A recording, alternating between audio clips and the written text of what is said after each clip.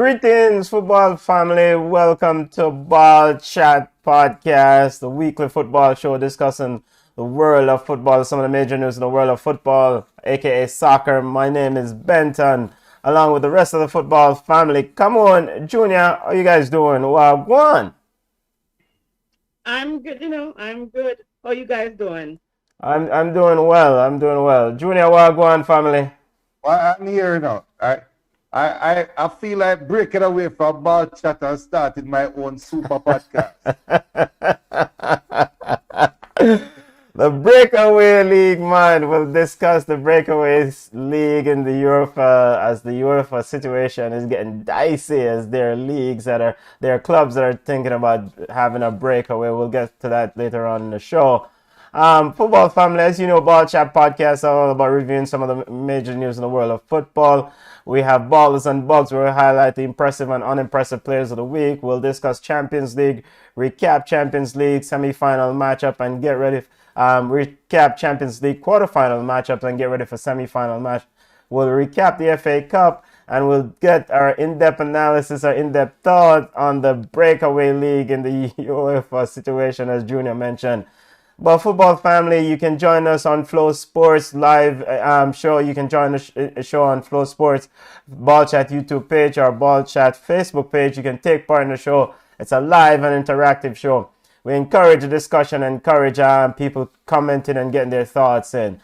But football family, we start off today with a bit of sad news. It's with heavy heart that we start off today's show. Unfortunately and sadly, Tremaine Stewart, formerly of Waterhouse, formerly of Dumbleholden, formerly of Portmore, collapsed today. According to Earl Bailey, he was playing football, he collapsed, and he passed away on the way to Spanish Town Hospital. It's really a sad news. Tremaine Stewart, aka Tantan, 33 years old. Come on, and Junior, boy, it's with heavy hearts that we start today Ball Chat show. Your thoughts?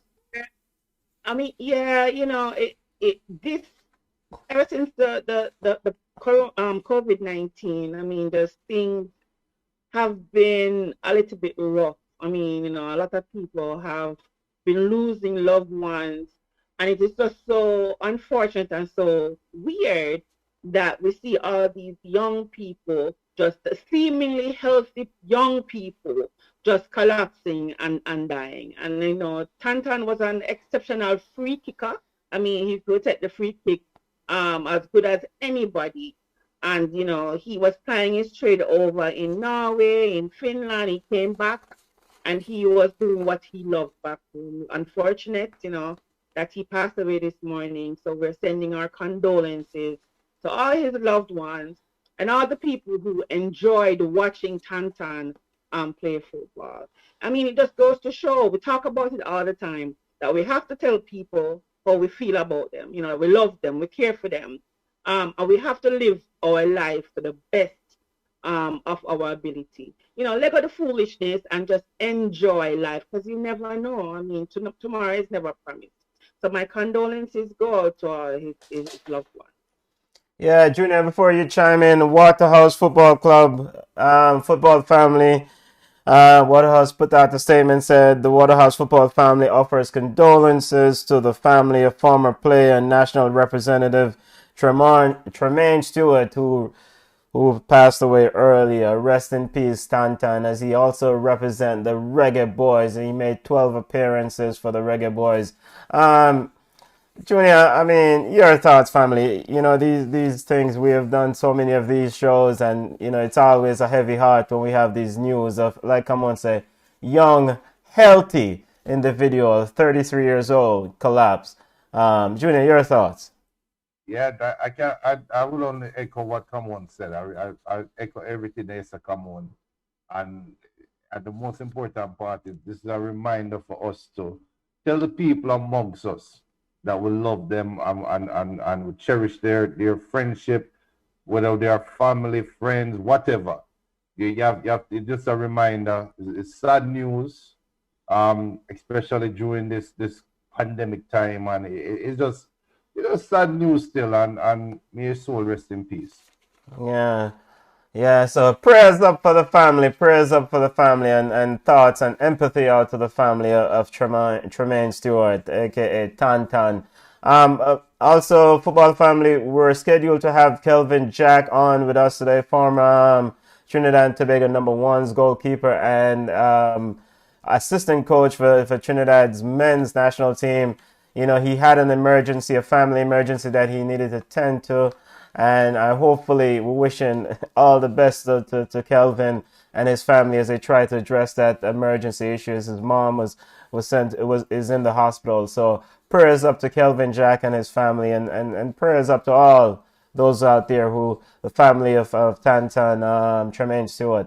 Football family, let's get to the show. We'll go to the show today. We'll have ballers and bugs as usual. We'll highlight the impressive players of the week. We had Champions League and we also had FA Cup. Come on, let's get to the ball of the week as the players that you deem were impressive.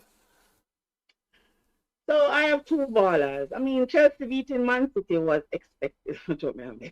Never expected. but we really have no baller out of that.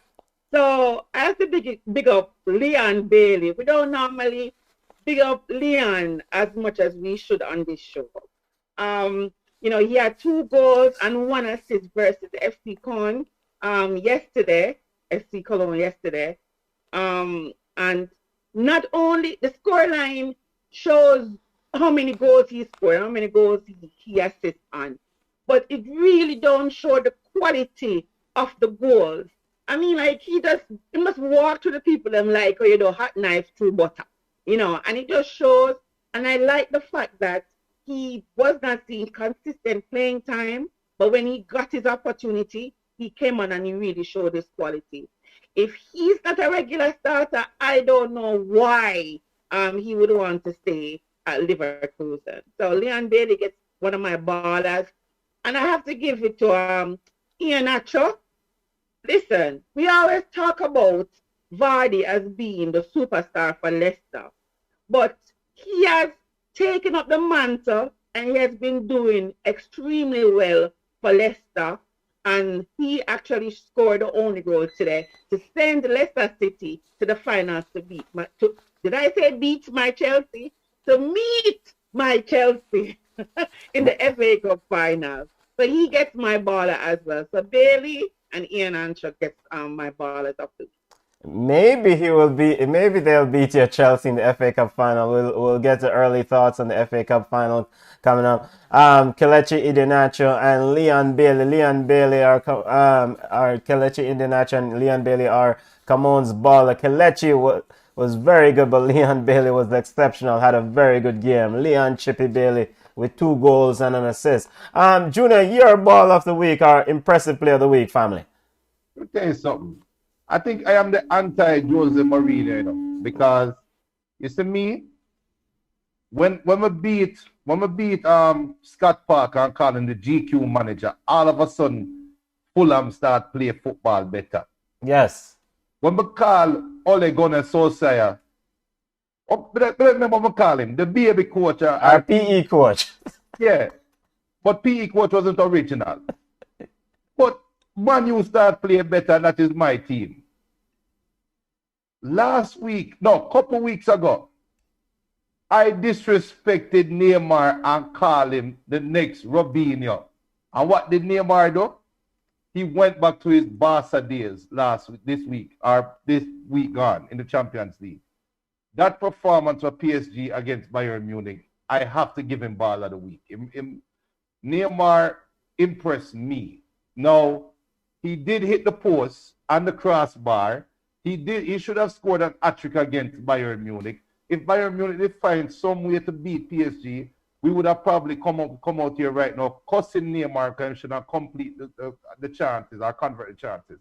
But I have to big up Neymar because he single-handedly destroyed Bayern Munich defense in the midweek. So Neymar, my ball of the week. I have to give it to Real Madrid too. Zidane, it doesn't matter what happened to Zidane in any tournament. You give Zidane Champions League, in turn, Real Madrid into the real Galacticos. So, I have to give Zidane and the Benz himself and Real Madrid. All right, they're giving it to Neymar, the fancy baller, and Zinedine Zidane, his ballers of the week. That's what Junior. Football family, if you have ballers and week, ballers of the week, send them on. Ballers been the impressive players of the week. My ball of the week. I have to give ballers of the week, a big ball of the week to Newcastle United. Big up to Eric of the Two Rash Challenge. Yahoo! Yesterday, I'm sure they were sweating, but Newcastle United secure a much-needed victory over West Ham as Newcastle look to stay in the EPL for another season. So big up to Newcastle. I'm going to give them a ball of the week. And I want to second that ball of the week award to Neymar Fancy Baller, Hollywood Ball. I thought he was fantastic. It really shows how great this kid could be if he really focuses and plays football. I mean, he was outstanding. I thought we'll get to that when we recap the Champions League later on, but he was absolutely brilliant. So, ball of the week to Neymar, the fancy baller, and ball of the week to Newcastle United. Hey, Benton, Yes, go ahead, Junior. Big up to Jamai Chelsea. Jamai saying, come on, Chelsea, watching right now. Flow Sports. BM saying, RIP Tantan. I remember he used to give my school Calabar problems back in the day. Romardinho, YT, Chelsea. Jamai saying again, Chelsea FC winning the Champions League and the FA Cup. I am noticing a trend with the Chelsea people. But anyway, big up Shemoy Sweeney. Shemoy saying the number one backup striker for Leicester right now. Think talking about Ian Nacho. BM saying time for Leon to move on. He needs to be a regular starter. A big up, come on, a big up the people. And Jamai saying Goodiga, ball of the week. And Shamai saying when Neymar decides to stand up and play, he is the number one dribbler. Well, yeah, big up the family watching on Flow Sport. Big up to Damian Tomlinson watching us on Facebook or YouTube. Send on your ballers and Bug family. Send them on. Yeah, Neymar, the throne is there for him to step right in. Messi and CR7, they're on their way down. So it's Neymar want to take that throne.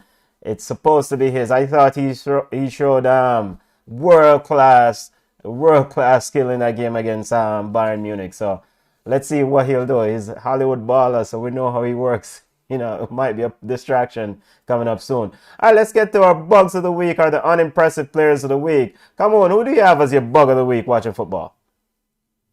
The entire Fulham. I mean, like today I was sitting there watching them and I'm like, okay, what is going on? The last minute, and it's like, it's deja vu. It's like, Scott, even though Scott Parker thought it was an offside, he was upset. I was upset because more asked now forget them little box. So Fulham giving away 2 points in the final minute of the game is so Fulham. I think they're going to be relegated. I don't see enough of Fulham to think that they can actually win and stay up. Juventus losing to Atalanta for a big name club, although Atalanta is a good enough club. But I think Juventus has effectively relinquished their title for the season. They're not going to win the title. They're struggling. And our question, will the coach be around for next season? Do you think that they will keep this coach next season?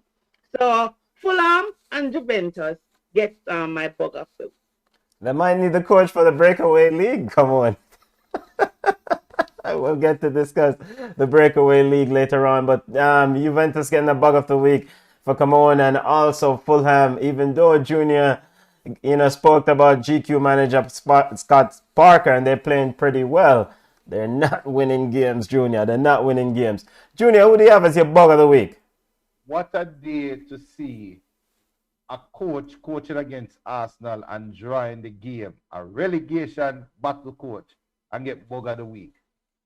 Jano. If that don't spell bug of the week for Arsenal, I don't know what the hell does. Like Fulham. We're talking about Fulham. And we are saying Scott Parker and the team get bug of the week. And I agree with Camon, but I have to get Arsenal bug of the week as well. And also, I have to give Inter Miami bug of the week. Let me tell you something. You ever watch Scarface? Yeah, but what Scarface I know say is Miami Scarface one with them things, you know. And it just feel like says something that go on in Miami with Beckham and all of them people, you know. Listen to me. All I have in this world is my world and I break them for nobody. Scarface said that. So Chichi get the year, yo. Because Inter Miami are go on with some things down there, cook the book. Blaze Matuidi forward. Those are the views that Junior. Those are the views that Junior bring. Inter Miami made a business motor. They can't bad me up, they can't call me down, they can't run me down. Because I'm better than Scarface. Something that go on in Miami and something that go on Beckham with the books. Yeah. That's why them losing. Yeah, they lost 3-2. Phil Neville and Inter Miami lost 3-2 as the game just concluded to LA Galaxy, and there are a lot of anti-Inter Miami fans are celebrating, as Junior included, as Junior has given Inter Miami the bug of the week. Inter Miami, you were saying, Junior? They cook the books. They're cooking the books. Listen, that goal, when you Taylor 12 man talk about, oh, it was clearly not off. That's not even true. Even the blind man could see that was him offside. It was him offside. Yeah, that call was offside. It's karma. And the thing I say, God don't like ugly. And some of us just don't like Inter Miami because they have a bunch of money, but I'm gonna go ahead and give them the bug of the week also, and MLS. I'm giving MLS, Major League Soccer, the bug of the week along with Inter Miami. Major League Soccer ruled this week that Inter Miami has violated the terms of the designation of Blas Matuidi, i.e. he's been designated as a lower level for his skill set, so he's probably getting paid lower. But we know that Blas Matuidi is not getting paid lower. So, bug of the week, the reason why I'm giving them the bug of the week, we have yet to find out what are the punishment or the repercussions that Inter Miami will get. Surely Inter Miami cannot get a slap on the wrist for doing this, because David Beckham and the brass at Inter Miami, they know that Blas Matuidi cannot be classified as a TAM player. He's a designated player where his skill set means he should be one of the highest earning player for that club. So bug of the week to the Major League Soccer, to MLS and Inter Miami for trying to skirt the rules of the league.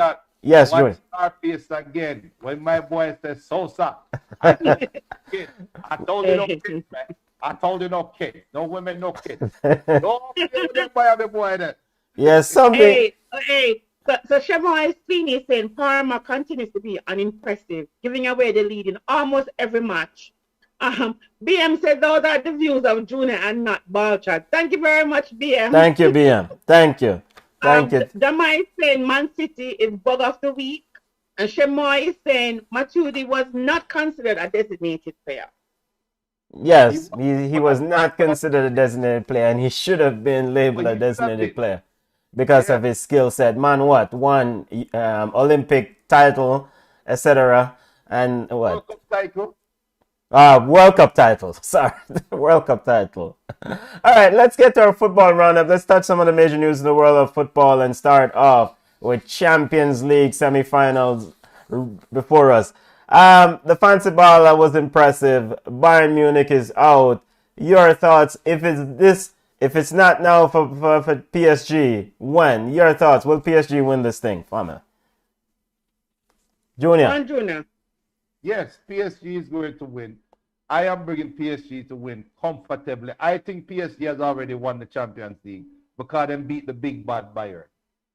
You think they've already won? So PSG will play Man City as we'll get the semi-final games up. Come on, your thoughts on your early reading and how the game actually panned out. As we said before, when Neymar turned up. I mean, he was very impressive. He was, arguably the best player on the pitch. If he can be this discipline versus Manchester City, then they'll win it. But when they book up in a big bad Chelsea, they're not going to lose. I don't know. It's going to be a PSG and Real Madrid. So, I mean, you're picking PSG to actually beat Man City earlier on. I mean, this is supposed to be the coveted trophy for the one Mr. Pep Guardiola, who actually So defeated Dortmund. if you watch the Chelsea versus Manchester City in the FA Cup semi-final, do you think that? I remember Pep said he started his strongest 11. He said 11 was strong. Yeah. If do you think that Manchester City that played versus Chelsea yesterday can beat a PSG that's firing on all cylinders? The only thing I think, well, and the ball is wrong, so anything can happen. But if PSG is having a good game, Man City cannot beat them. I mean, Ford is now the what? Is the king of Manchester City. I think him surpassed what boy name? Kevin De Bruyne. Right, even Kevin too. Yeah. So they're going to rely heavily on Ford, and I think they're going to mark him out of the game. So I think PSG will. Yeah, Kevin De Bruyne picked up an injury yesterday in the semi-final. Maybe that's why Chelsea won the game, as some of the Kevin De Bruyne fans will tell you. But you were saying, come on? No, I'm saying you're disrespectful. Disrespectful. Football family, once again, we're celebrating the life of, and big up to Tremaine Stewart, who passed away. Condolences to the family of Tremaine Stewart. This is the image of Tremaine up that we had up, football family. It's a sad day at Ballchat, and we're paying our respect to the ball. I mean, over the years, the things that he has done on the field, he was very good, very good player for Waterhouse. Played in Finland. So if you have statements about Tremaine Stewart, aka Tantan, send them on throughout the show, and we'll go ahead and read them out for you. All right, let's continue our Champions League discussion.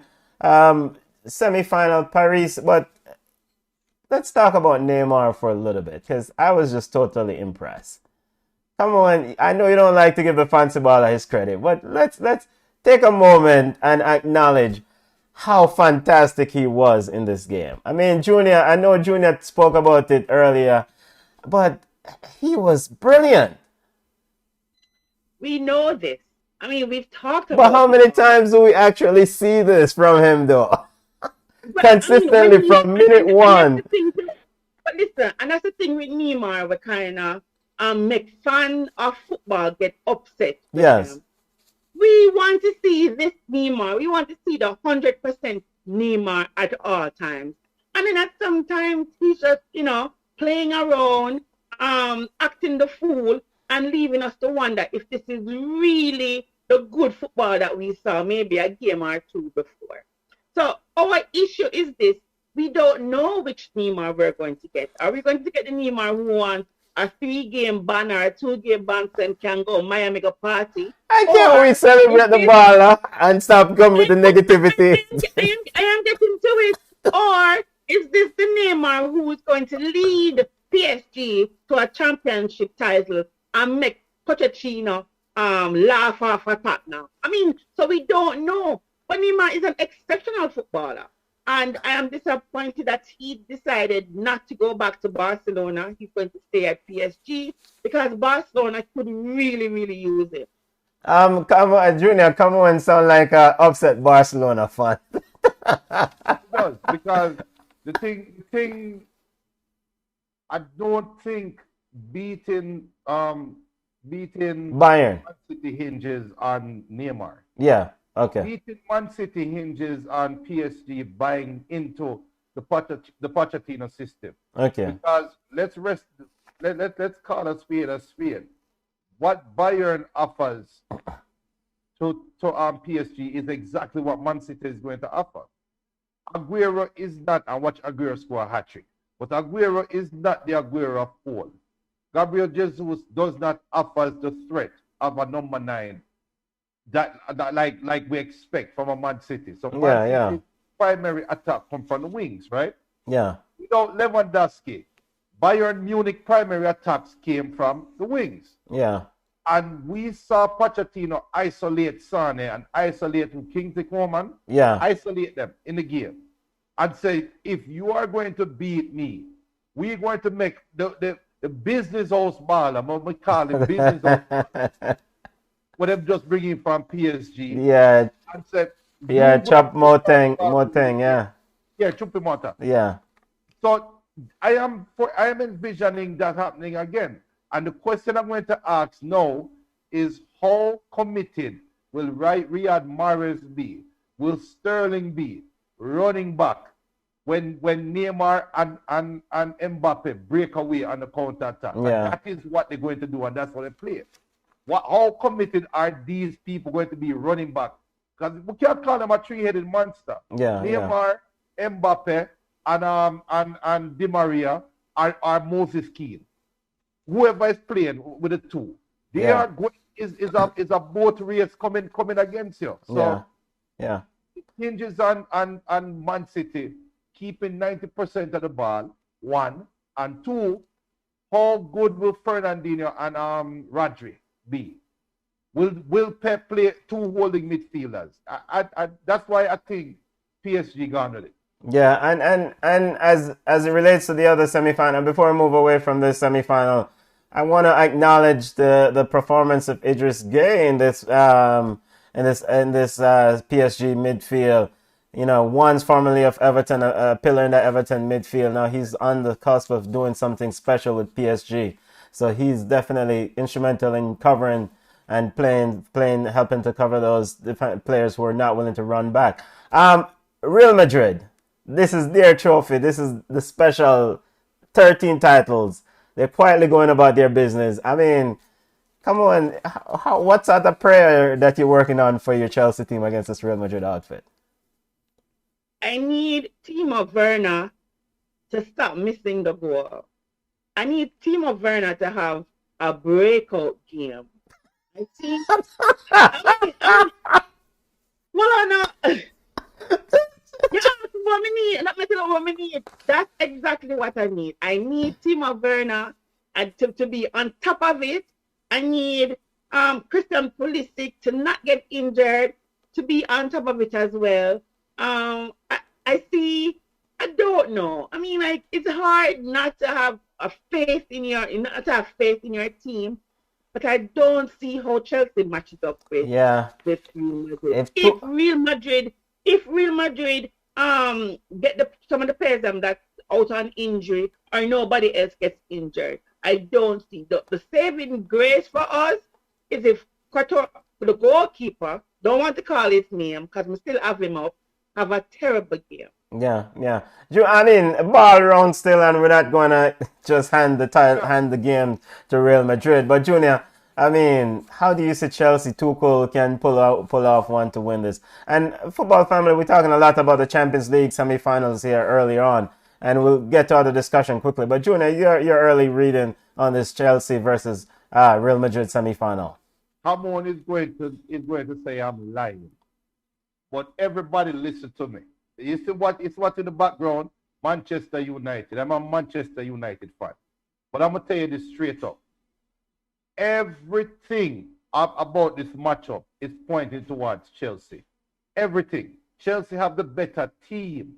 They are the more complete team. They are the most balanced team of the two. They're the more balanced team. I would even say they are the most balanced team left in the competition. But the difference, the only chance Real Madrid have is experience and coaching. Because Thomas Tuchel has not won anything significant. I'm not going to consider League One as anything significant to me. So Thomas Tuchel versus Zinedine Zidane and how they motivate their team over the two legs is going to be the difference. But apart from that, Chelsea is a better side. You're going to Why? Why? Hold on. If you're going to pick a best 11, top 11, only 3 Real Madrid players probably will be on that. Benzema, Vinicius Jr., and I can't even think of a third. Oh, you know what? Start there. Maybe the allergy medicine you're taking is bothering you. No, tell me who. So you have Toni Kroos, who will make that best 11 of the two teams. You have the left back for Toni Kroos over Kante. Yeah, but it's Tony Cruz that passed. He play over Jorginho. He play over Jorginho every day of the week. You have Feller Mendy, who's the left back, who's the best left back. Better than Chilwell. Yeah, Chilwell, who just come off a bench the other day. Come on. Step, you know what? Step away from the. Yeah, go ahead. No, seriously, I just think Chelsea is extremely balanced. Yeah. I think Chelsea have the pieces to run away with this tie. It's just that ball and bread that was done up on the side. And what about your baller, your Brazilian baller, Casemiro? In Junior? Well, hey, Shemoy Sween is a call them now. Like they can beat us, but they won't. So it was a Chelsea fan. Yeah, I asked him, I said, really, can Chelsea beat Madrid? Some say Madrid, Casemiro. So he was listing the players, Junior, like you. Madrid, Casemiro, Cruz. That's the diamond midfield. They're untouchable. And Valverde. Listen. I don't see who can really shut down a Benzema when Benzema is the Benzema. Yeah, when exactly. Big Ben, I don't see who is Zuba. Who will have really for shut down Big Ben. All right, let's get you. As much as I want my side to go into the final, to practically even win Champions League, you have to be realistic. Yeah. Let's get to some of the comments, Junior, because Junior is probably taking too much allergy medicine. Junior, comments on the ball chat. Right, so big up Float Boy said they need Verratti in the next leg. Paredes is good, but Verratti is better. That's from Shamoy. Jamai saying, Man Champions League, PSG, men versus Chelsea men. Women's Champions League, PSG women, PSG women versus Chelsea women. That will be a good Champions League game. So Craig saying, oh well, forget about Craig. Someone stepped up in that PSG team, especially Diallo and Dagba. Come on, big up, come on, you know. And Shamoy is saying they can beat us, but they won't. Shamoy is calling out the players like you said, Madrid, Casemiro, Cruz. That's a diamond midfield, untouchable. And also Valverde. If Real Madrid gets to the final, they will win. They never lose in the final. That's from BM. I agree with BM. I can't agree with BM. That's why I don't think Real Madrid reach it. And a big up on Ballchat. Dwight Spence is saying Inter Miami down 2-3. They lost the LA Galaxy. As it relates to this PSG to this Madrid versus Chelsea game, Sean White said, for real, Benton, look like him take him big head. Well, look like him hit a big head and do too much. Okay, I probably sure this, Brethren.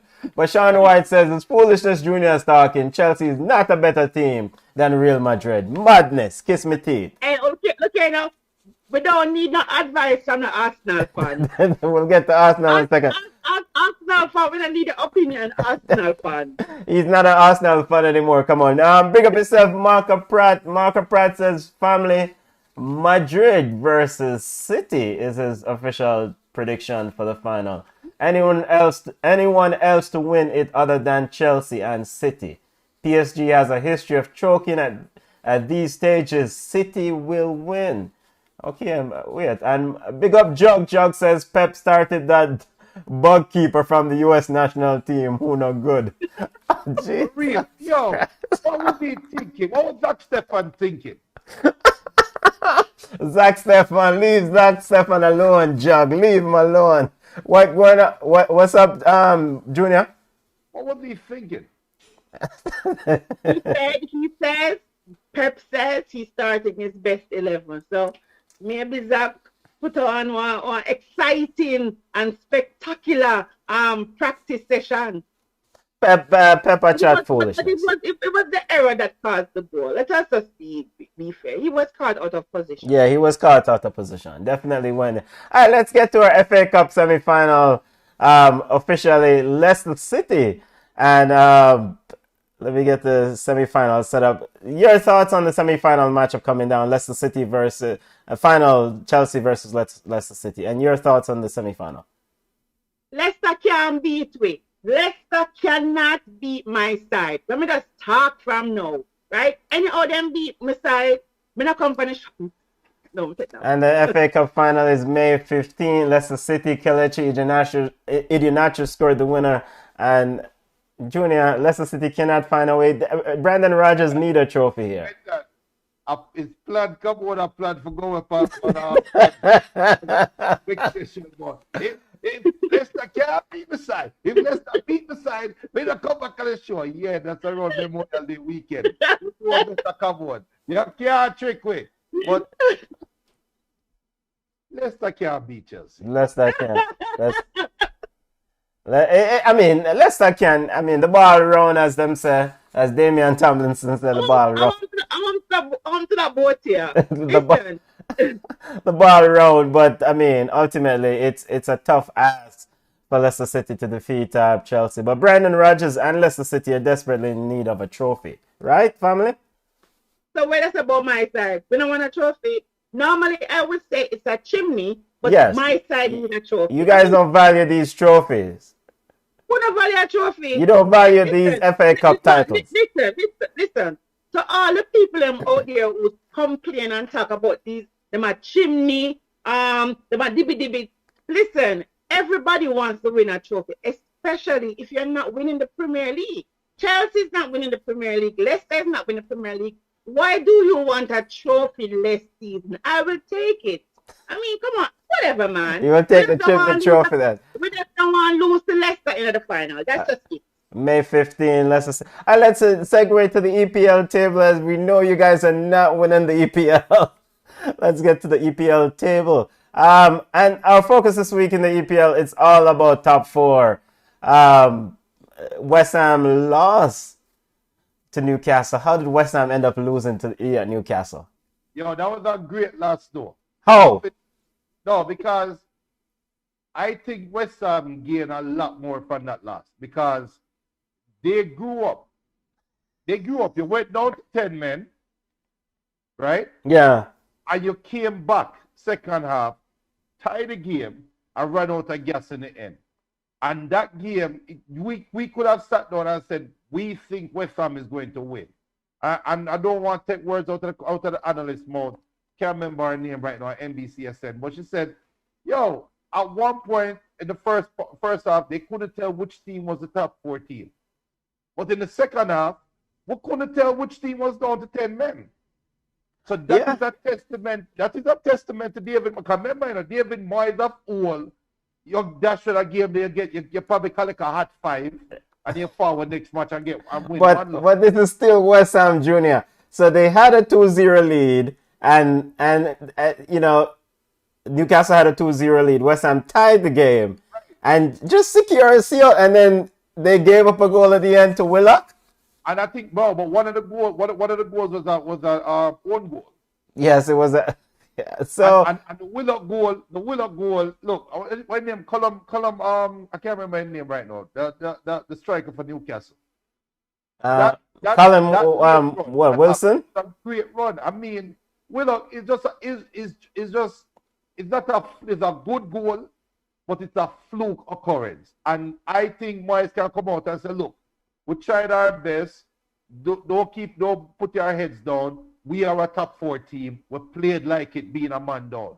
Because remember, which side earlier this season play against a 10-man side or play with 10 man was supposed to be a big side and get the head kick off. All right, don't talk about Pep's side. Leeds. Don't talk about Leeds. All right. You see what I said? Yeah. So, you know, but let's the run-in for the top 4 teams vying for 2 slots, and let's look at the remaining schedule for these 4 teams. West Ham has Southampton. They have Chelsea. Big game against Chelsea coming up. This is a must-win for Chelsea, right? Or West Ham. every game from now is a must win for Chelsea. So West Ham versus Chelsea this coming weekend. Burnley, West Ham versus Burnley. West Ham plays Everton. They have Brighton, and they have West Bromwich Albion, and they finish the season against Southampton. So that's West Ham's running. I mean, how many of these games? It's a rough. No, it's a Everton, and maybe Southampton. I think those two games. And you know what too? West Brom sometimes we don't even know. Them play like Barcelona some of the time, so we don't even know.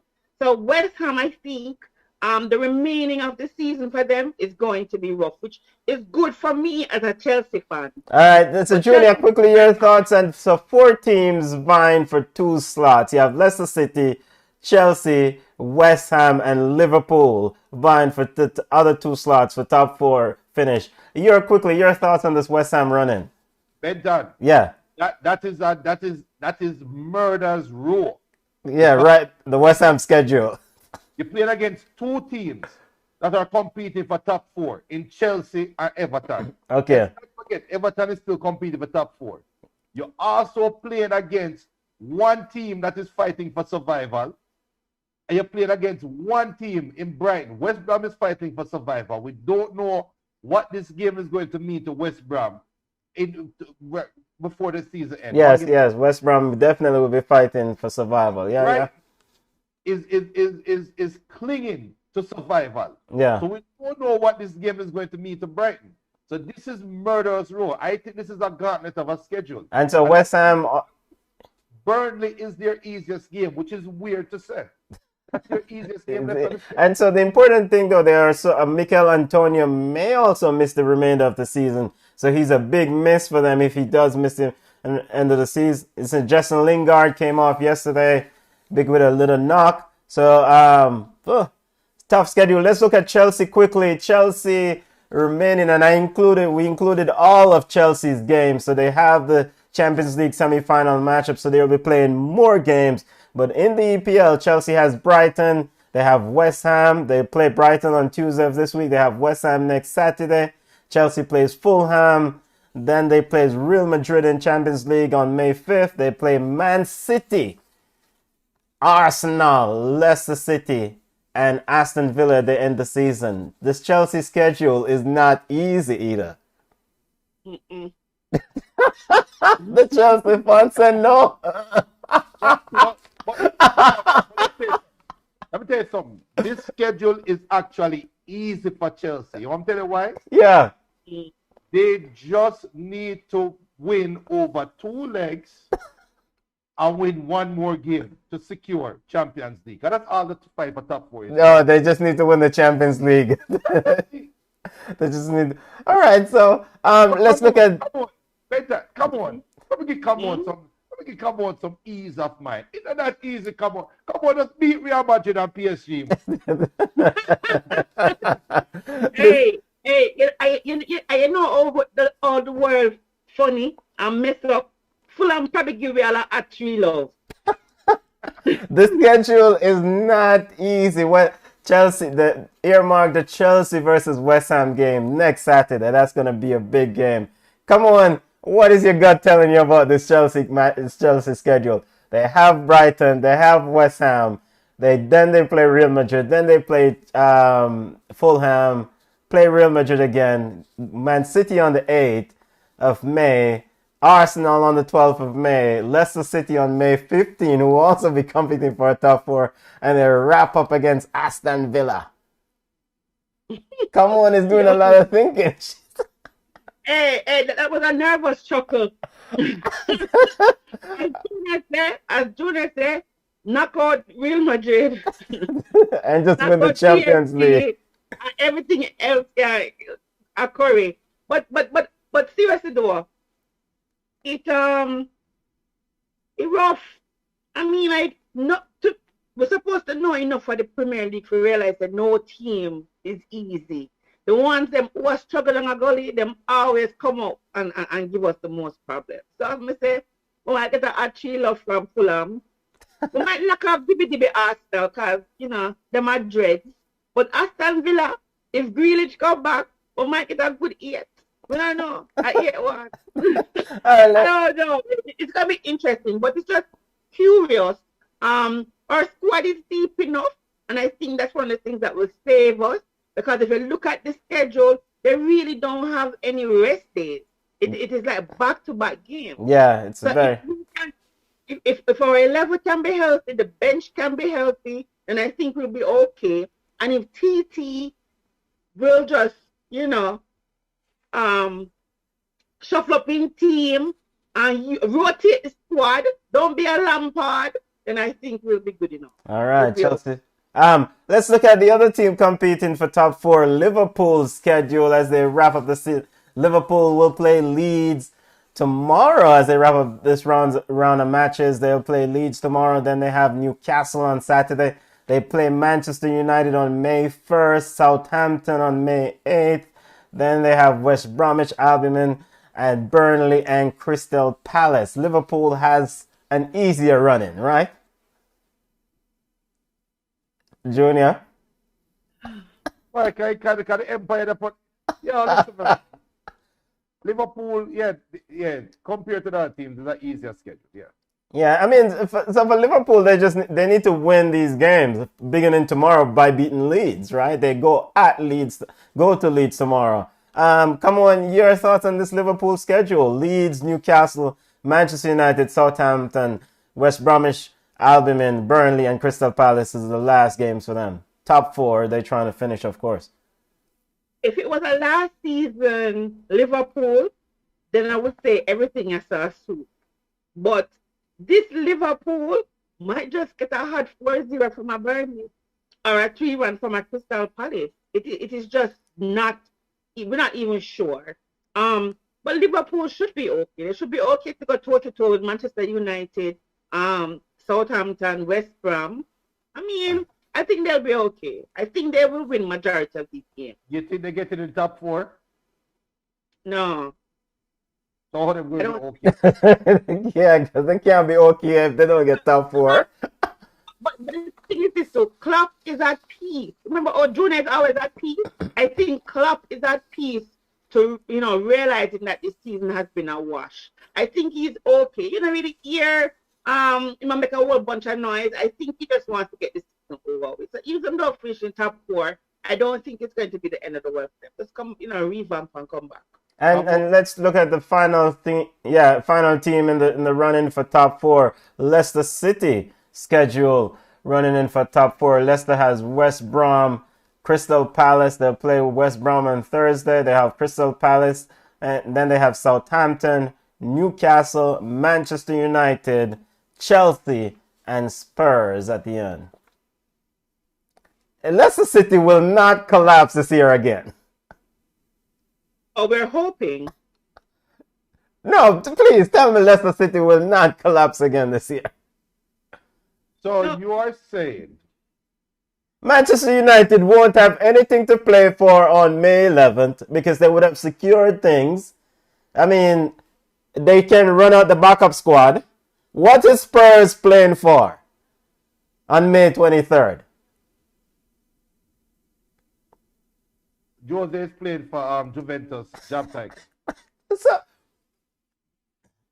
I mean, it's a difficult difficult schedule for Leicester City. I mean, somebody else other than Kelechi Iheanacho need to start scoring some goals, and James Maddison, and hopefully Harvey Barnes will get back soon for them. But this might be another year where Leicester City drop out of the top four of the debt.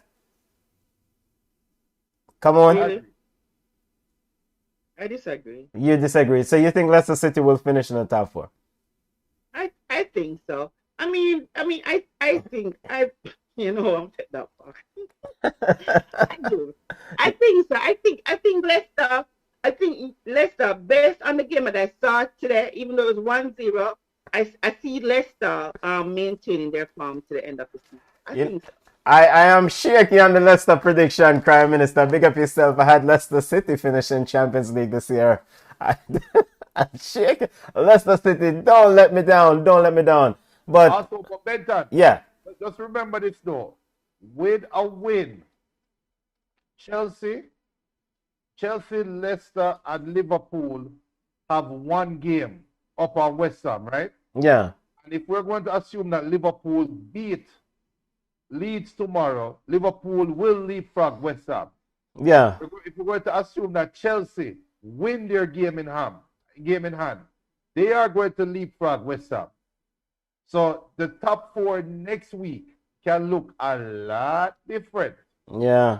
Just saying. And also, with a win, Liverpool and Chelsea will be 1 point behind Leicester, with Chelsea having a superior goal difference by 1 goal, and Liverpool, if they win by 2 or more goals, they will either have the same goal difference or be better than Leicester with a point behind. So the top 4 could very well end up being the traditional top 4 without Arsenal. Come on, Leicester City. Leicester City. Come on, football family. Let's finish this job. Quickly, before we get to women's football report and touch some other major news in the world of football, I want to get you guys' thoughts on, in the Bundesliga, Bayern Munich is going to win the trophy. They're leading by 7 points. But the big news out of German football is that coach Hansel Flick is parting ways with Bayern Munich, as he's scheduled to take over the job at the German national team at the end of Euros. Your thoughts on this decision, and your thoughts on Hansel Flick's career with Bayern Munich? Junior, come on. He has won everything that's there to win. I mean, why is he staying? You know, him win everything. And I mean, it was it was good. You know, I never expect this man to go in and win every trophy that was put in front of him. And he went ahead and did it. So, you know, he wants a challenge. He wants to go somewhere where the football is harder and where Bayern Munich don't win everything. So I think it's a good opportunity for him. So, you know, it is what it is. It is what it is. Junior, quickly your thoughts on the Breakaway League. Before we get to the Breakaway League, Hansel Flick leaving to go to take over Bayern Munich. I am questioning what is really going on in the Bayern Munich front office, because this should be a dream job.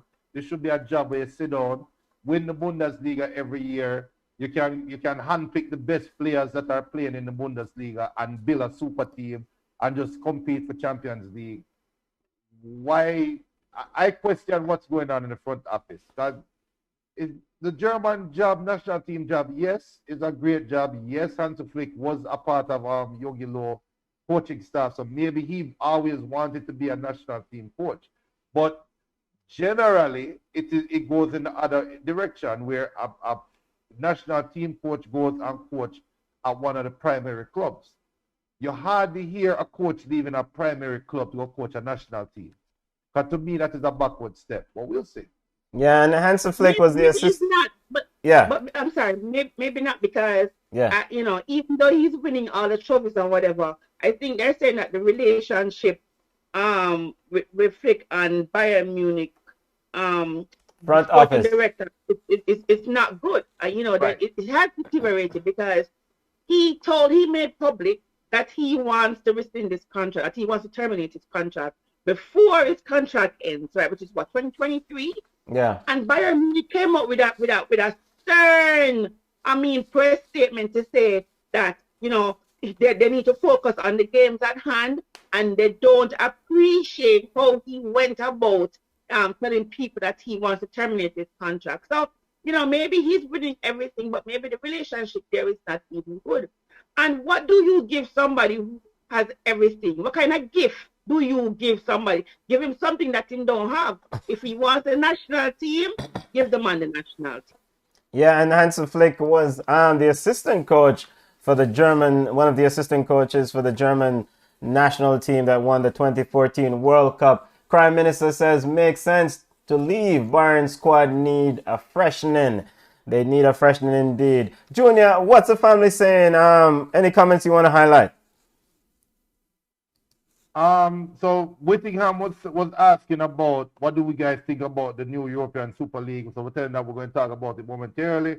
Fresh Prince saying, son of Manchester United fan are there. And also, Whittingham saying, him think football took a heavy hit today. You know, think if Man United join this, but we still are going to support them, I swear. So he's saying that if Man U joins this European Super League, he won't support them. Shemai Sweeney saying, the European Super League is a joke. It is absurd that certain teams are guaranteed membership no matter how badly they play, while others have to earn it every year. That's unfair. And then BM saying, Real Madrid dropped the ball today. Yeah, Real Madrid drew with Getafe 0-0, and you know Atletico Madrid won 5-0.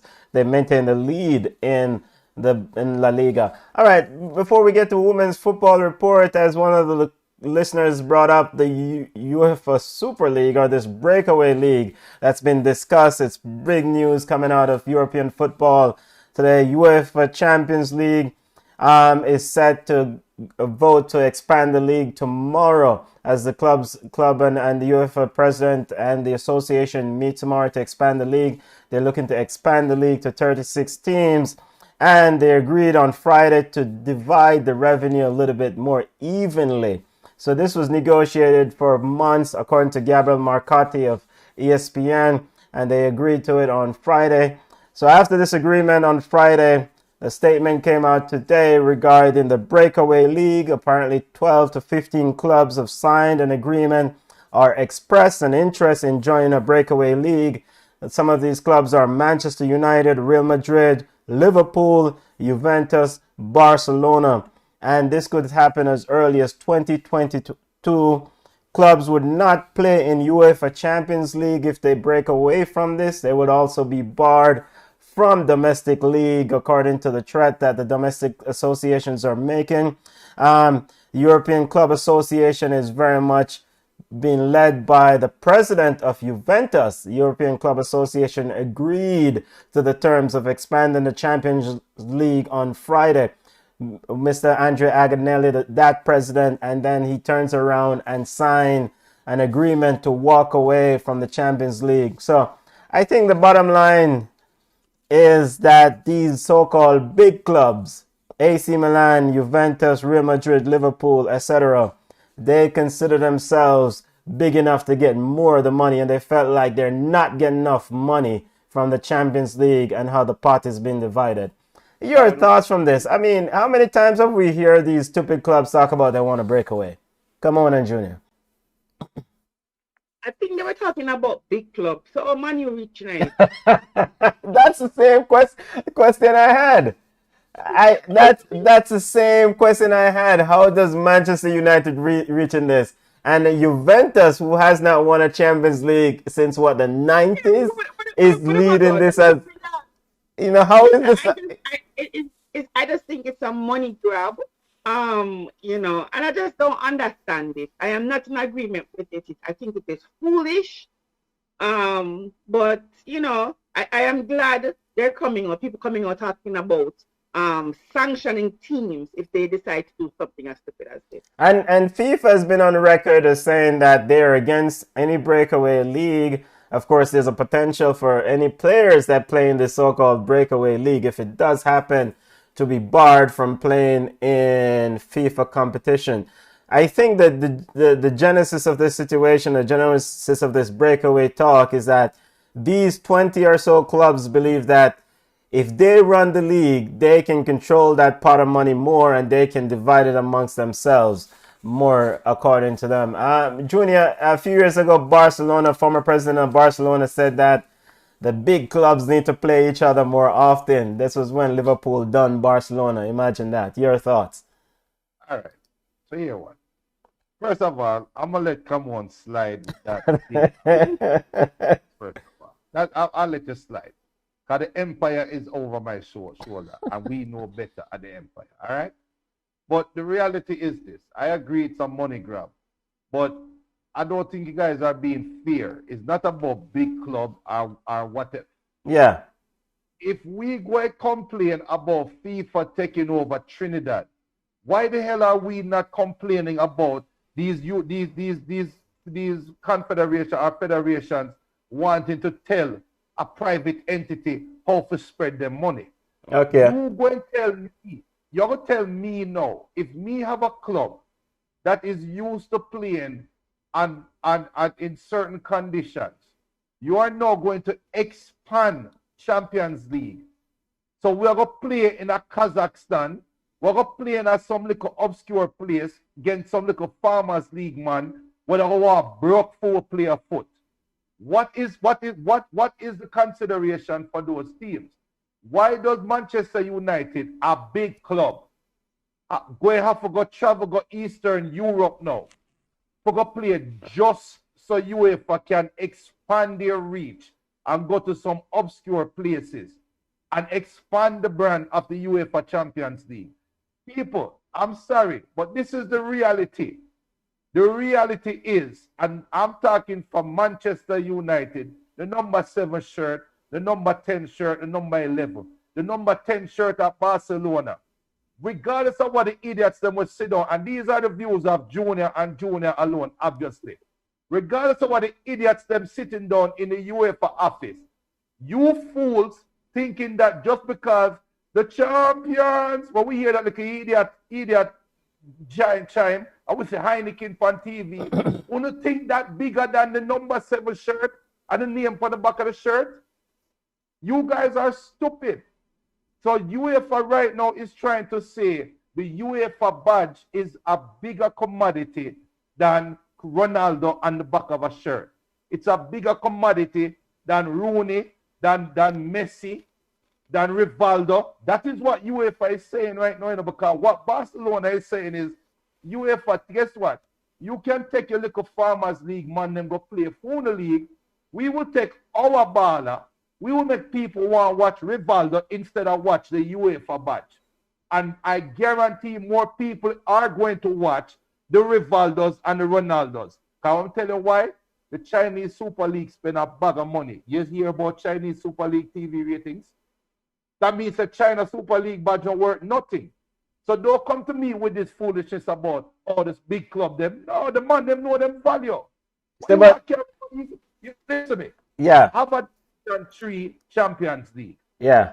All Europe are Division 2, have a Division 3 Champions League. Yeah. Why them do that? Why we have to go play in a Eastern Europe? Man, the move and go here, man. Hey, go ahead, come on. So just there, we think I'm saying, no, bro. Them same big club you asked for the Champions League extension. So I don't understand what you're saying. Yeah. No, Yeah. but you have to play in. You know. Go ahead, Junior. But you have to play in, right? Yeah, you have to play the games. But Junior, so the opposing point on this issue is that the association, whatever money that UEFA brings in, whatever money that, CONCACAF or any association brings in, is for grassroots development of the game, right? So if these big clubs goes away, then that so-called grassroots development money will probably go with those big clubs.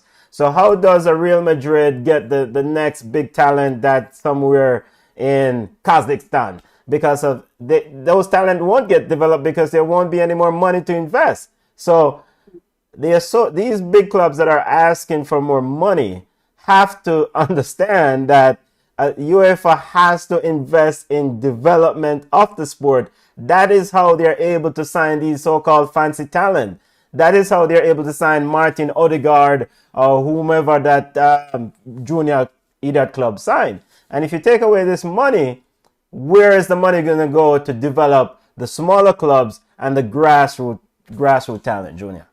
So, all right.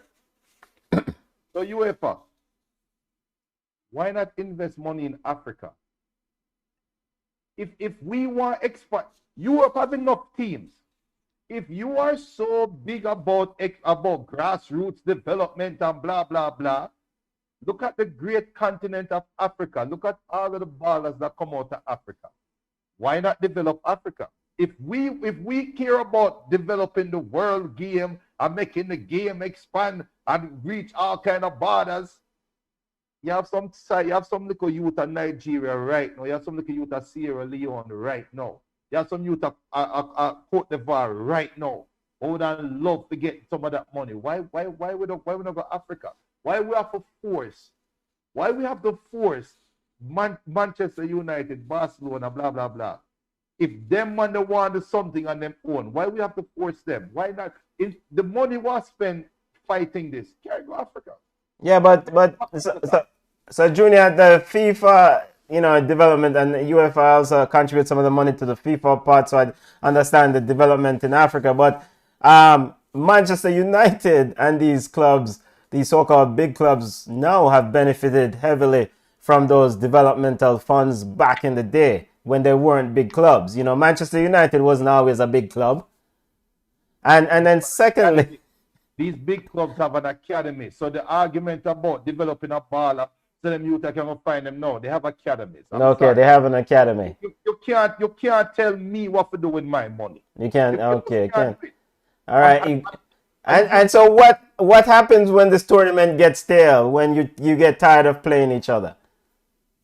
You would think Barcelona and Manchester, forget about Manchester. Manchester United on a big side right now. I'm a side, but on a big side. Yeah. You think Barcelona versus Manchester City for the next 3 years going to get steel? Yeah, it depends on the talent. Not this bug Barcelona side. Who want to watch that? Who wants to see Breakaway play? Yeah. and I agree, man. Look here. When Gary Neville said European Football League, are Arsenal in that? They've just drawn with Fulham.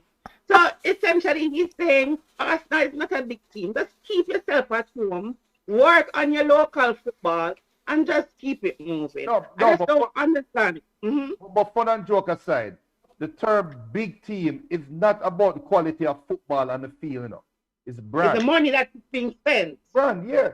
So if Arsenal is a big enough brand where they don't need the Arsenal badge is bigger than the UEFA badge. And I think UEFA is trying to curtail that now. And I think this is their way of trying to curtail the spending that the bigger clubs do.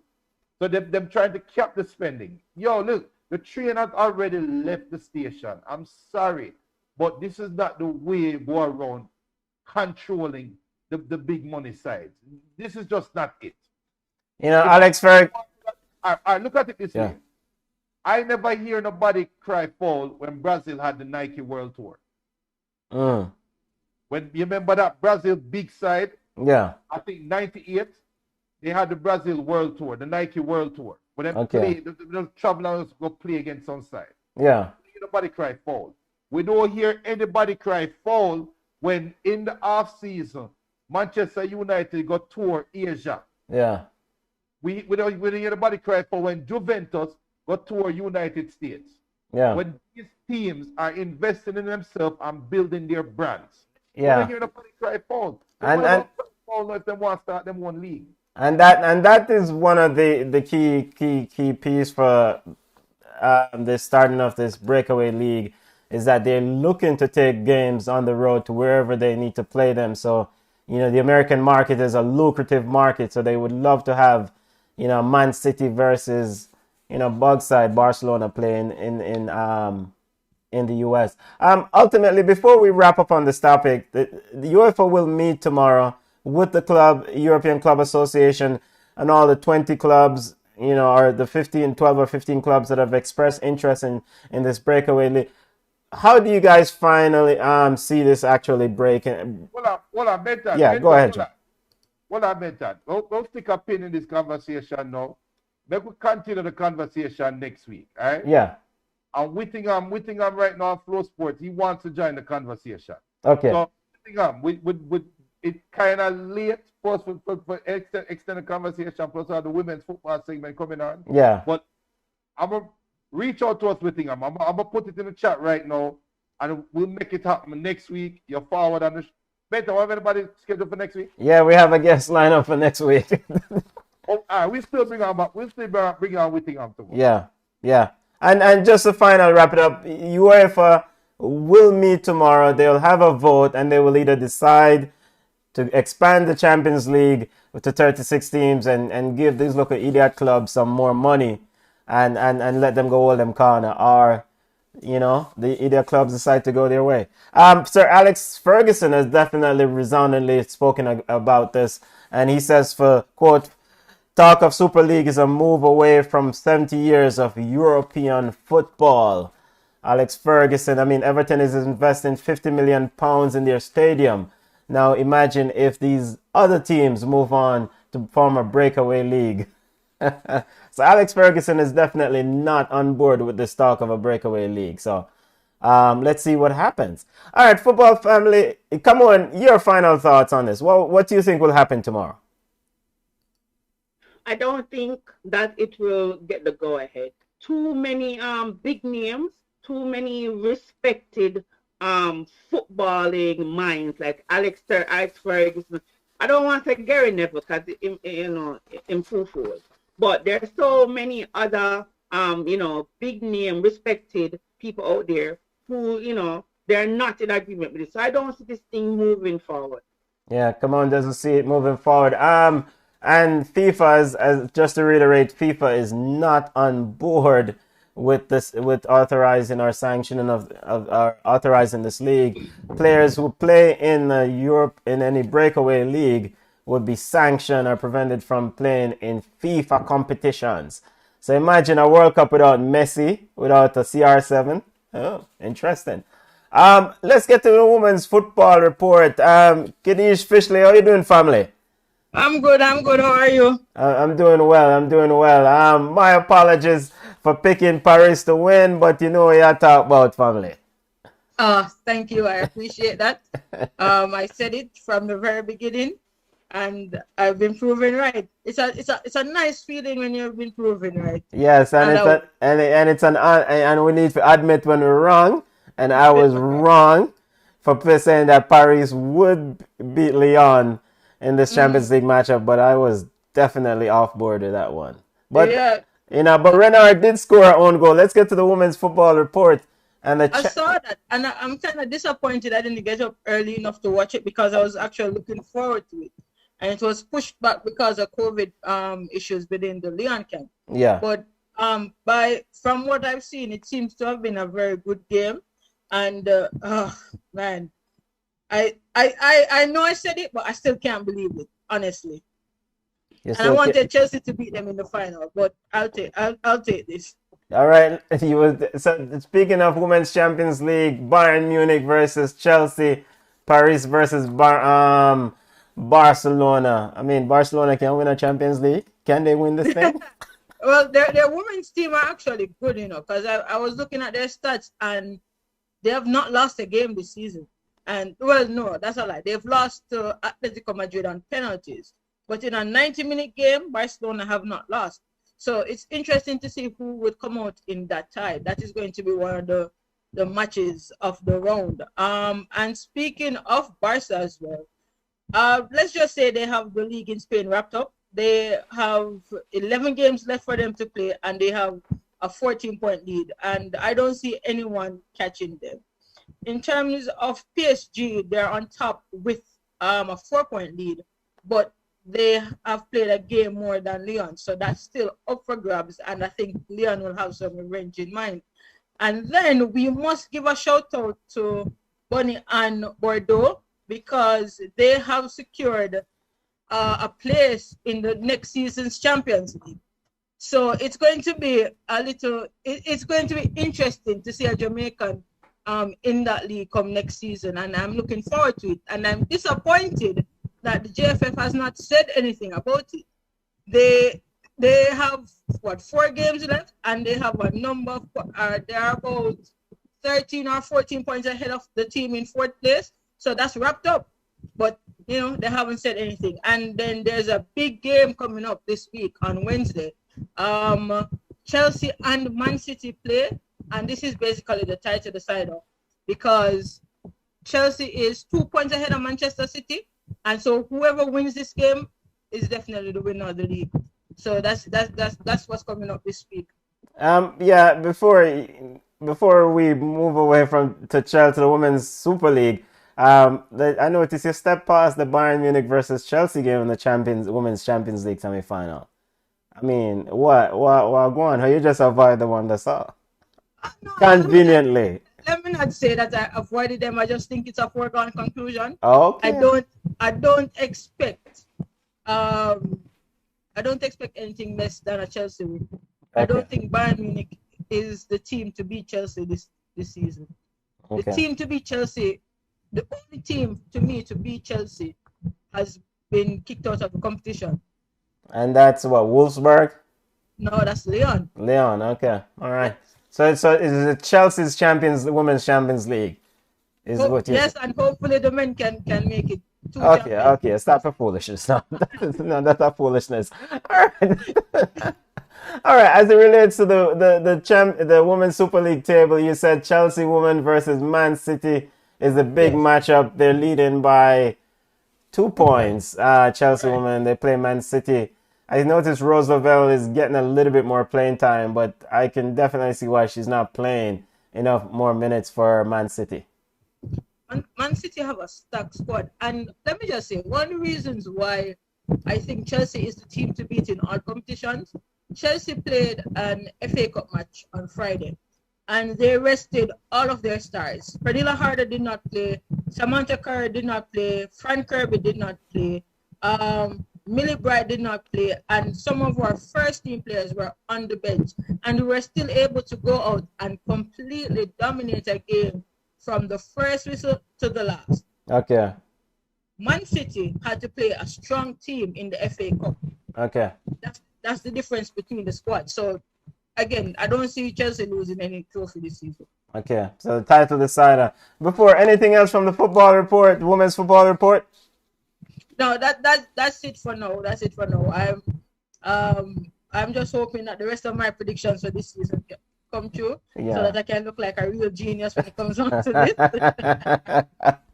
You're definitely getting them right, family. Definitely. We're gonna take you to Vegas next time to make these predictions. You're part of the Jamaican football family. You've heard the news of the passing of Tremaine Stewart, Tan. I mean, your thoughts on the sad news, and knowing that you're part of the football fraternity, and just the sadness of this whole situation. The thing is, a friend of mine was actually on the field when it happened. Yeah. So he told us that it's like it was a free kick, and the guy just stepped to the side to give him some space and just collapsed to the ground. And he's 33, I'm 31, and things like that. You can't. It kind of bring up your sense of morality is not the right word I'm looking for. Yeah, man. Mortality. Yeah, man. You're more But, mortality. Yes. Yeah. Yeah. And I'm someone who will go out and play football as well. So it's very sad. It's not anything. It's something nobody can prepare for. It's just one of those freak things that happens, and it's very sad to hear. Yeah, too many times we've heard this news of players collapsing on the field, whether it be a Jamaica or and there's just sad news. Football family, thank you. Stay safe. So when does Man City and Chelsea play? Wednesday? But they play on Wednesday, yes. Okay. All right. I don't remember the time, but I think it might be 12, but I will tweet you guys with the exact time. Okay, football family, stay safe. Thank you so much, family. You're welcome. All right.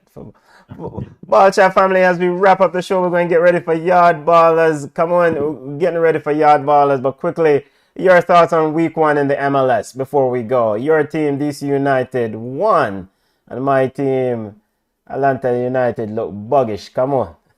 And Junior. But the flip position and you that talk about, you have the best coach and the best player. The team look away.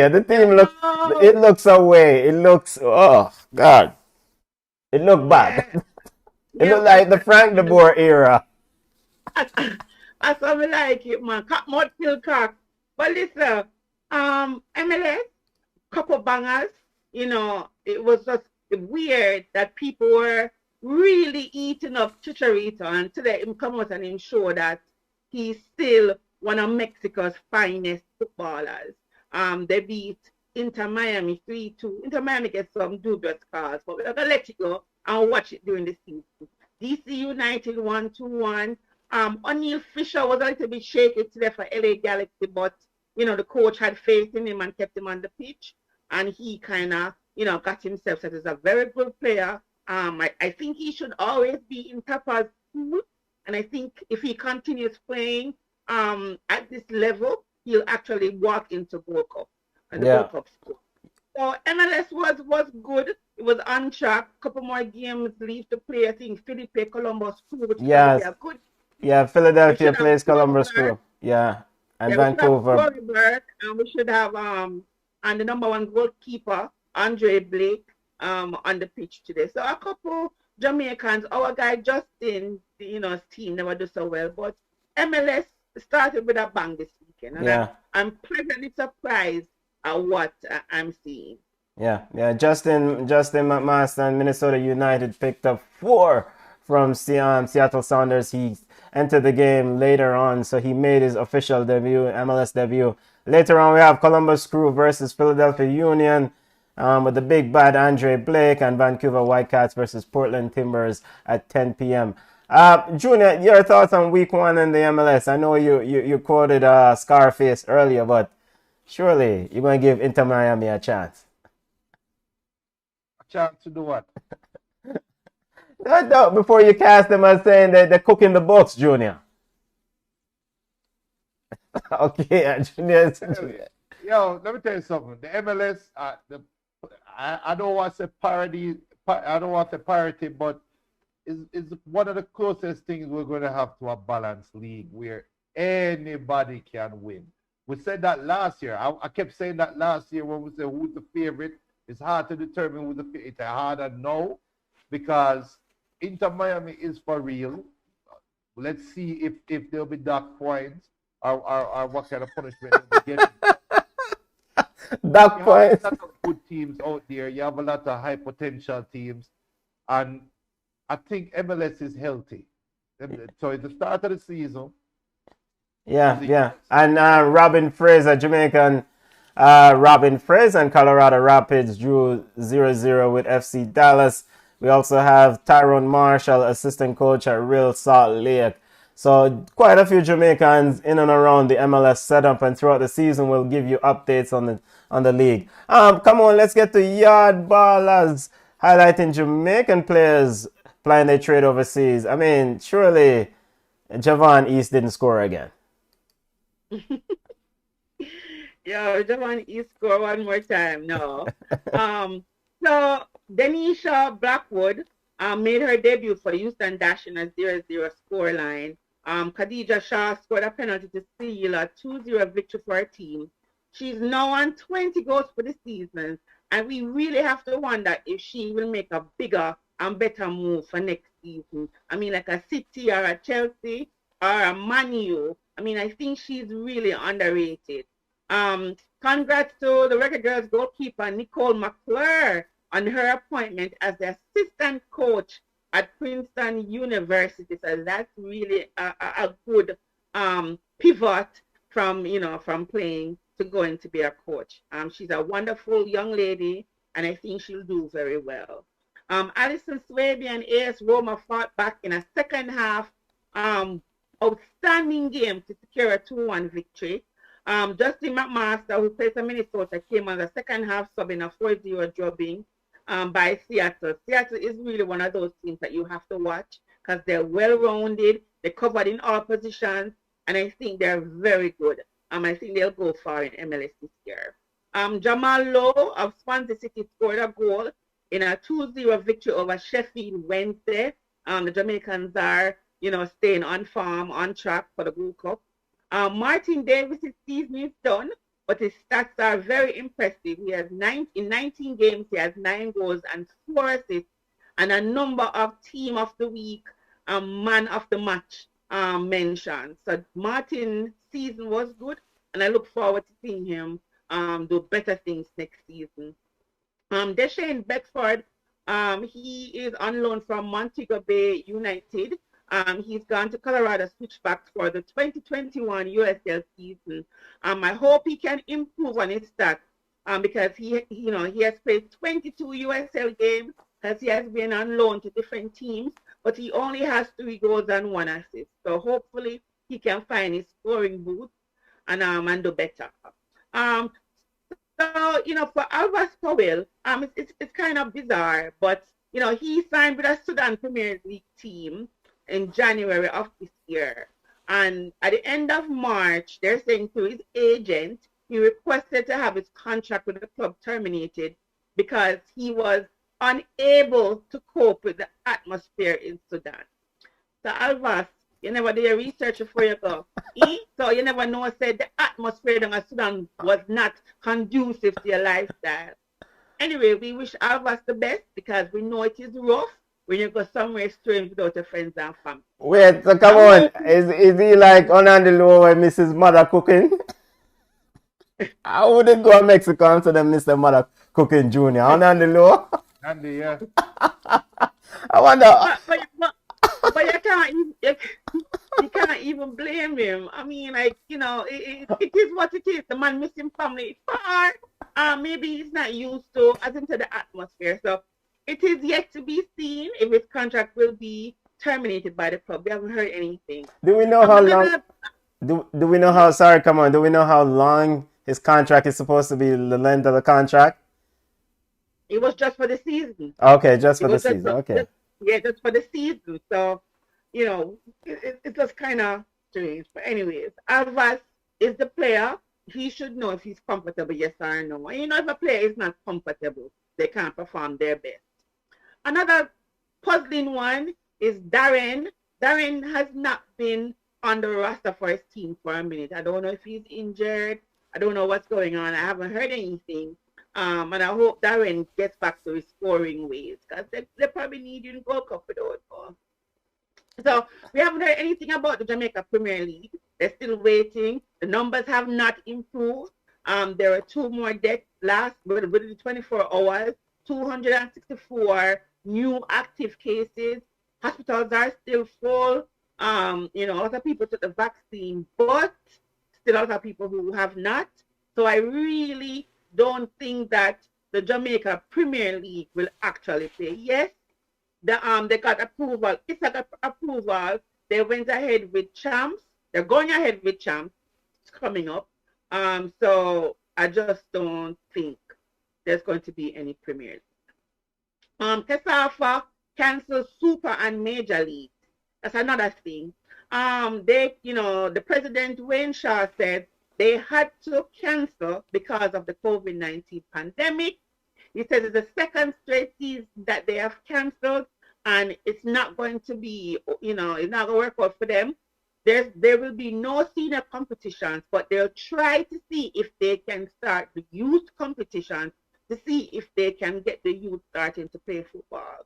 There is also saying a lot of players have been inactive. They're all over the place. Some of them don't know how to reach them. A number of coaches have been unemployed. So I mean, the economic impact of this is really far-fetching, and it's just disappointing that these players who look forward to be promoted from Super and Major League will not get the opportunity to do so. So we don't hear anything about the Premier League, but CASAFA cancels Super and Major League. And Howard McIntosh from CONCACAF, he's saying that we have to, the Caribbean, the CONCACAF region, have to, resume all sports, especially in Jamaica, because he thinks that they have lost in excess of $1.5 billion. So, it's going to be rough to see what's going to happen, but I don't think that football will resume in Jamaica anytime. So that's my yard ball roundup. Go ahead, Junior. Before we cut out, we'll have to send thoughts and prayers also up to Darren Moore, yes, who is suffering from pneumonia and the COVID effects of COVID-19. We're still in a sad reminder that we are still in a pandemic, people. And Darren Moore, fight through it, General. Fight through it. We hearing some bad things that you're going through, but you are a strong general. So prayers up from the Ballchat family to you as well, and get through. And prayers up to everybody that has been affected by the pandemic, by the COVID-19 pandemic, whether you've been touched by the actual virus or your lifestyle or your well-being has been affected by the virus, because a lot of people out there suffering financially and physically. So prayers up to all of you guys. Yeah, man.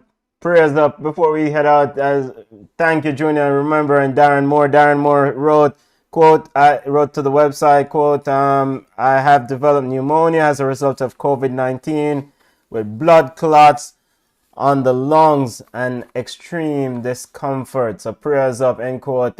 He was in isolation, then he returned, and he had to go back in isolation. So hopefully Darren Moore will make a full recovery. Junior, any final comments that we want to highlight before? Big up Ramon Osborne, big up yourself, family. Any final comments we want to highlight before we go?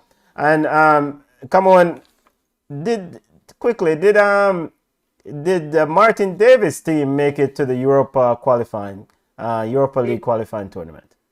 They did. They did. Okay, so big. So he might be playing Europa League next year. Okay. If Yeah, there's not a breakaway league.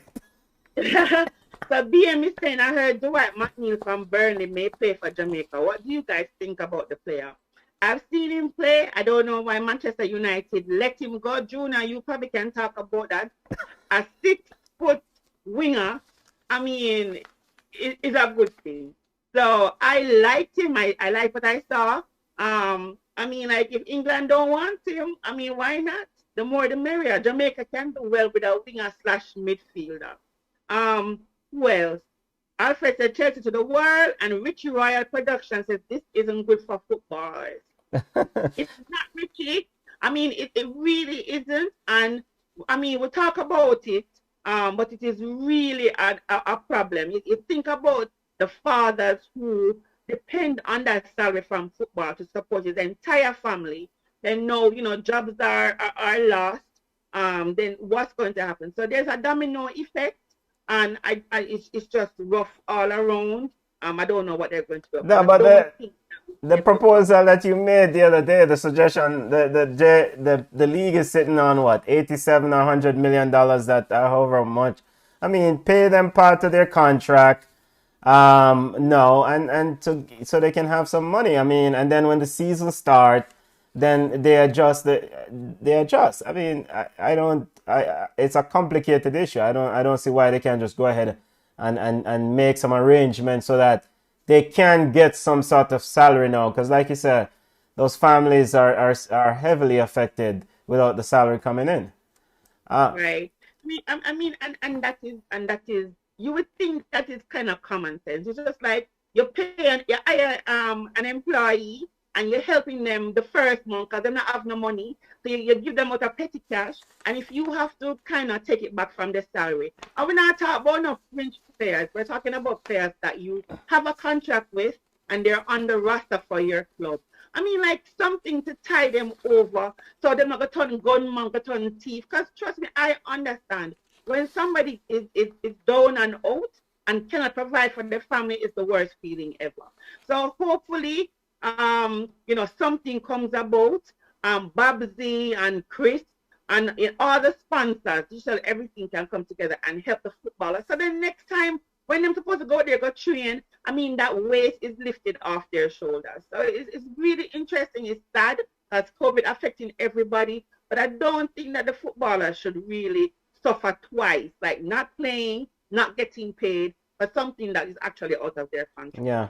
There's a way to... Junior, any other comment before we go on, Bridget? Any comments you want to highlight, family? No, but Whittingham will be we're going to get Whittingham on next week. We're going to continue the Super League conversation next week. And Camon also highlighted about the baller that she's here about to play for Jamaica. So yeah, and before we go, one more thing. The show I run wide to that. Ravel Morrison, is he still in the pool for Jamaican football? Because me not hear nothing about him. Come on. The Jamaican football fans say that Jamaica don't have anybody right now that is as good as Ravel. Okay. And they're willing to take a Ravel who has no club, who has played no football, than a local player or another midfielder. So Jamaicans are okay with Ravel not having a club. But listen, I think Ravel is a talented enough footballer to get a cup. There's somebody who will scoop it. Ravel if he's even in the championship. So I think he'll be okay. I think he'll get a club, but not before Gold Cup because naturally it's around the corner. But Jamaicans will take a Ravel because they say that his quality is good. Yeah, Big up, yeah. big up Robert Osborne. Robert saying Judah them love players like Fred. And so we should go easy. Oh, those were the views of Cameroon and some Jamaican who we don't know about. We talk about them there. We don't know about them Jamaican they come on. When people check their birth papers. I know them. So Mark is asking which league is the best league in the world. And we have to define what is best there. What is defined as best? If the most lucrative league is the EPL, I mean, but for me, I like La Liga.